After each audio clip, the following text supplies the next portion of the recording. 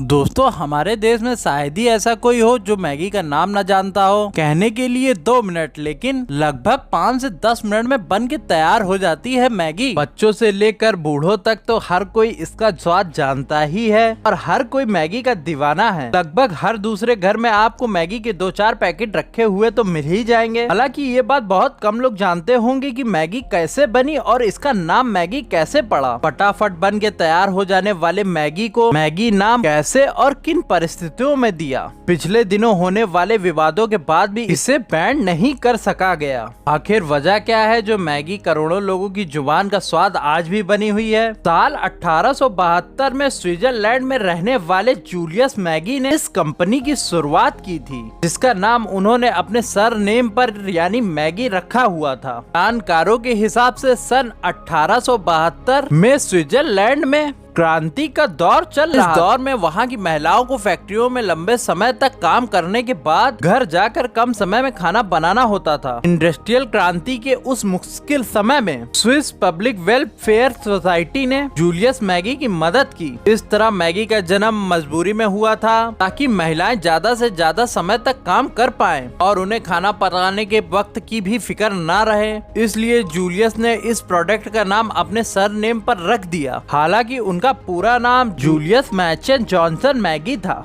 इन्हीं की कंपनी के द्वारा साल 1897 में जर्मनी में मैगी को दुनिया के सामने सबसे पहले लॉन्च किया गया। मैगी की पहुंच घर घर तक करने का काम नेस्ले ने किया। मीडिया में आई खबर के मुताबिक जॉनसन मैगी ने शुरुआत में प्रोटीन से भरे सूप बनाकर बेचना शुरू किया था, लेकिन बाद में मैगी बनाने का काम शुरू किया। इस काम में उनके दोस्त फ्यूडुलर ने उनकी काफी मदद की थी, जो पेशे से फिजिशियन थे। 2 मिनट में बनने वाली मैगी को लोगों ने बहुत ही पसंद किया। 1912 तक मैगी ने अमेरिका और फ्रांस की मार्केटों में पूरी तरह से अपना कब्जा जमा लिया था। मगर इसी साल यानी 1912 में जूलियस मैगी का निधन हो गया और उनकी मौत का असर मैगी यानी उनकी कंपनी पर भी पड़ा और लंबे समय तक इसका कारोबार धीरे धीरे ही चलता रहा और ये भी कह सकते हैं कि धंधा मंदा हो गया था। फिर साल 1947 आया।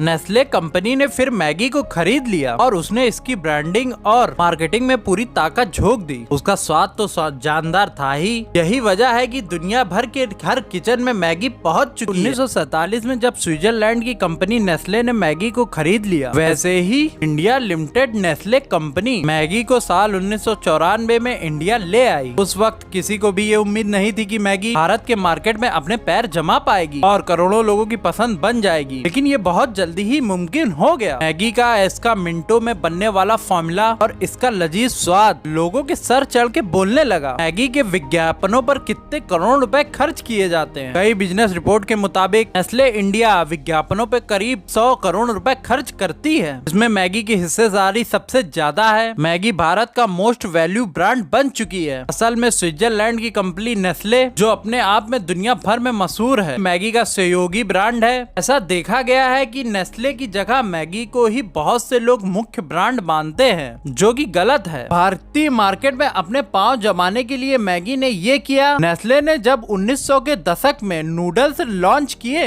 तो वो शहरी लोगों के लिए नाश्ते का सबसे अच्छा ऑप्शन बन चुकी थी। कंपनी ने सबसे पहले नूडल्स के साथ भारत में कदम रखा। हालांकि अन्य देशों की तरह भारत में मैगी चमत्कार देखने को नहीं मिला कि रातों रात सुपर हिट हो जाए, लेकिन समय के साथ भारत की लाइफस्टाइल में चेंज आया और साल 1999 के बाद 2 मिनट में तैयार हो जाने वाली मैगी हर घर की किचन की जरूरत बनने लगी। चमत्कार होने में समय लगा, लेकिन जबरदस्त हुआ। नूडल्स का सालाना बाजार यानी कि 1000 करोड़ की बिक्री। समय के साथ नेस्ले ने मैगी ब्रांड के अंतर्गत कई और भी प्रोडक्ट निकाले, जैसे कि भुना मसाला, सूप, मैगी डब्बा मेनिया, इंस्टेंट नूडल जैसे प्रोडक्ट हैं। बता दें कि भारत में 90% प्रोडक्ट भारत की विविधता और संस्कृति को देखते हुए बनाए गए हैं। नेस्ले कंपनी भारत के मार्केट को अच्छी तरह से भाप चुकी है और लोकल उद्योगियों को चुनौती देने में लगी हुई है। भारत में नेस्ले ग्रुप के कुल मुनाफे में सिर्फ मैगी की 25% हिस्सेदारी हो चुकी है। रकम की बात करें तो इसका सालाना आंकड़ा 1000 करोड़ से ऊपर हो चुका है। अब इस बाजार में आधा दर्जन से अधिक नए ब्रांड आ चुके हैं। हालांकि इसमें रिटेल चेन्स के अपने खुद के ब्रांड हैं। बात अगर मैगी की बुरे दिन की करें, 2015 में एक ऐसा दिन भी आया था, पूरे मैगी ब्रांड के क्षेत्र में खतरा मंडराने लगा था। हुआ कुछ यूँ था कि मैगी के 2015 के आखिर में उत्तर प्रदेश के मैगी के सैंपल में मात्रा से ज्यादा लेड पाए जाने के कारण भारत में मैगी की पाबंदी लगा दी गई थी। 5 जून को मैगी पे पूरी तरह से भारत में प्रतिबंध लगा दिया गया था।